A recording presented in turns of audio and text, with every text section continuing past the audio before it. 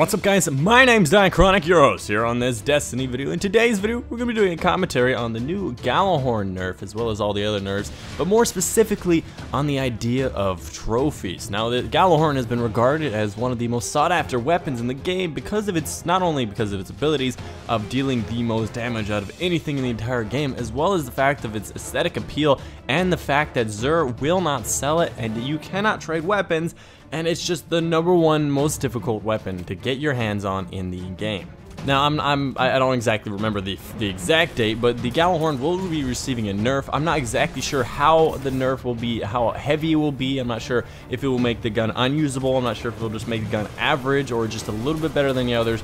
I'm not too sure, but what I've understand from the Gjallarhorn over this, basically this last year, is that this Gjallarhorn is a trophy that you can mount on your wall, and everybody that passes by will look at it. No matter how many they have, or no matter what they've done in their life, it is something that they will see and they'll be like, alright, cool, you've gotten one. Obviously, the Gjallarhorn can be gotten from playing your first Crucible match as a level 20, and you can get it as a drop, being on the last on your team. Yes, it is a random drop, but moreover than that, it's more likely that you're going to go 30 Nightfalls without ever seeing it drop for anyone. I personally have gone through more than 30 Nightfalls, and I've actually seen it drop in the Nightfall, I believe, about once or twice now.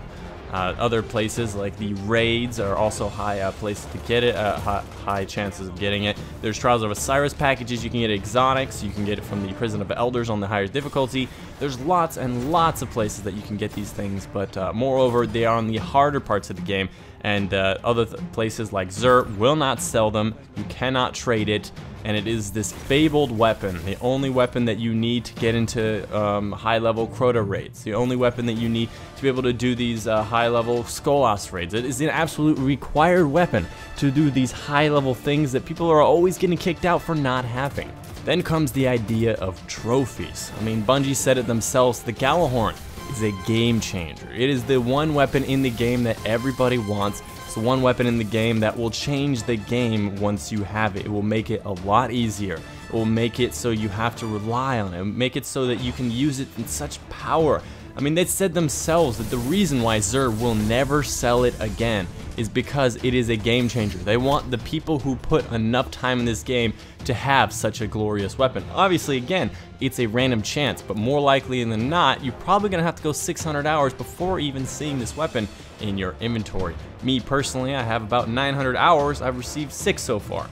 Almost every single one of them has been from Nightfalls and raids. That's why I recommend those, because it's just the best place to get them, and if you've done these things all the time, you haven't gotten them, it's just random chance, and I don't know what to say. It really is just random. Next, the Bungie people have also said the reason why they will never be trading the game is because this thing represents an accomplishment.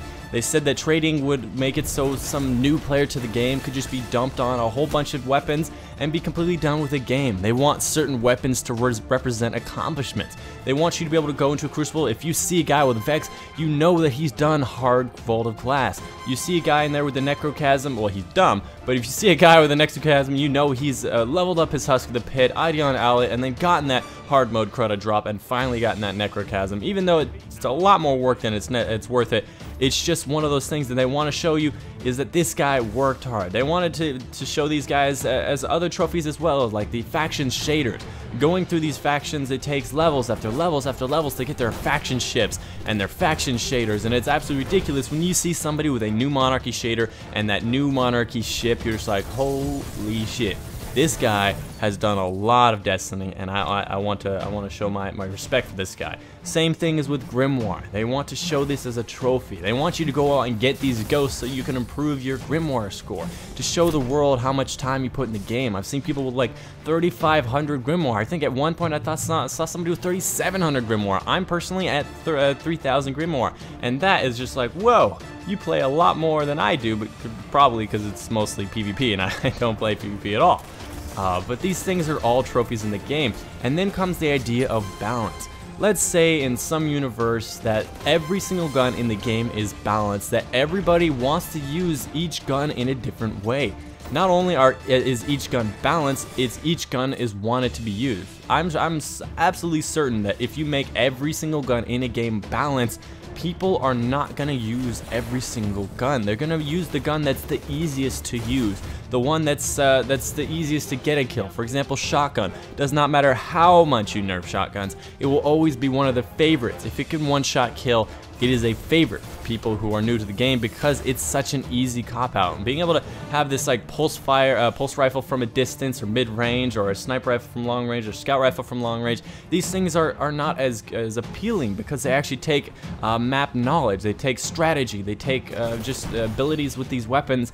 And even if the game was extremely balanced, it wouldn't really make the game balanced in itself. And it's such a weird kind of balance there, because the game developers have to understand that balance does not mean balance, and that's the weirdest thing ever. But let's say some type of universe, every single gun was balanced, every single gun was used, and every gun was wanted to be used. Let's say there's some type of balance in the universe that made it so every gun was created equal, and every gun had its place, and everybody who picked up any gun, no matter what, could hop into PvP and expect to be on a fair playing field.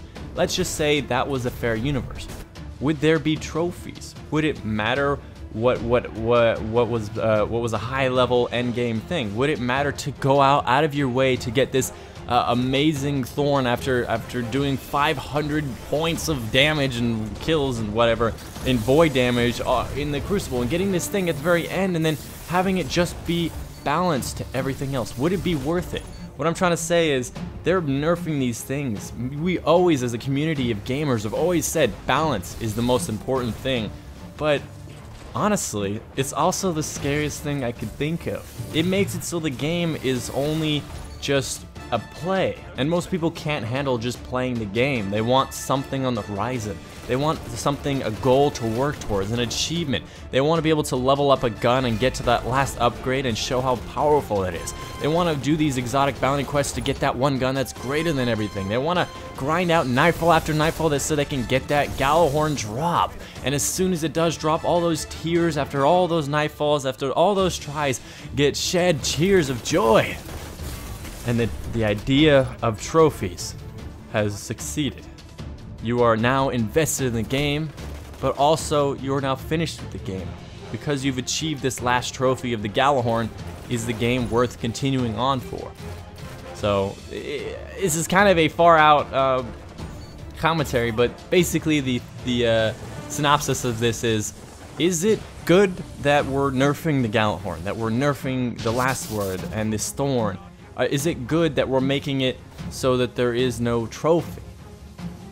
Obviously there are problems, but you nerf one thing, another thing comes to rise, and there's a new trophy on the horizon. Maybe it is good that we just switch the trophy around the circle until it comes full circle and keep on circling around. Let me know in the comments down below what you think about this. Other than all those other biases aside, getting killed by Thorn and Last Word all the time, I'm sure plenty of you have, but what do you think of the idea of trophies? Is it important to keep trophies around, no matter if they're like spinning around the circle and around the round table, like going from auto rifle to shotgun to hand cannon to pulse rifle? What do you guys think? I'm interested in your opinion. And no, I'm not high on drugs, nor was I high on drugs. And the last time I did a far out commentary, I thought that was really funny. About 90% of the comments were like, "Whoa, man, far out. Where's the kush?"